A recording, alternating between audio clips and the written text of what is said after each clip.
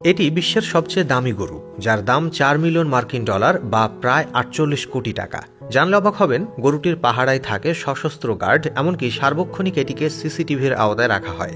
Guinness world রেকর্ডের তথ্যানুযায়ী ভিয়াটিনা 19 এই গরুটি সম্প্রতি এক নিলামে $40 লক্ষ বা প্রায় 48 কোটি টাকায় বিক্রি হয়েছে। এরপর গিনেস ওয়ার্ল্ড রেকর্ডে সবচেয়ে দামি গরু হিসেবে এটির নাম ওঠে। আমেরিকান টেলিভিশন এবং রেডিও সম্প্রচারক CBS নিউজে জানিয়েছে, আগে বিক্রি হওয়া সবচেয়ে দামি গরুর চেয়েও 3 গুণ বেশি দামে বিক্রি হয়েছে ভিয়াটিনা 19। ভিয়াটিনা 19 নেনোল জাতের গরু। গরুটির ওজন 1100 কেজি, যা তার জাতের পূর্ণবয়স্ক গরুর গড় ওজনের দ্বিগুণ।